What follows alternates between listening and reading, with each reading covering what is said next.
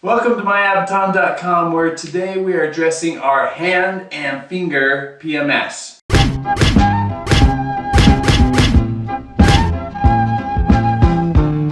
So we want to talk about heat versus ice. The hand is a little bit more tricky because with your hand and your fingers, you don't have very good blood flow. And so typically what I recommend with this is if you have a new injury, I would do ice if you're having a lot of pain.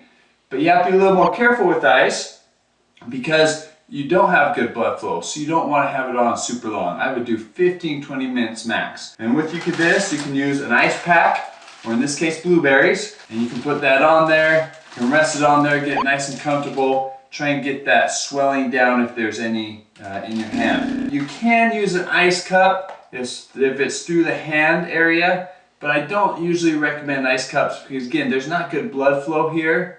And so this is just really intense for it. So I don't usually recommend that. Now, if you have a chronic injury and you don't respond well to ice in your hand, which most people don't, then I would suggest a rice pack. Rice packs are comfortable. You can adjust the temperature based on how long you heat it up. And that can be a lot more comfortable, especially if it's an overuse injury that you've had for a while or something chronic. So that's what I would recommend with that. Be a little bit careful with the ice. If in doubt, ice it out. If it hurts, flip it to heat and see how it goes.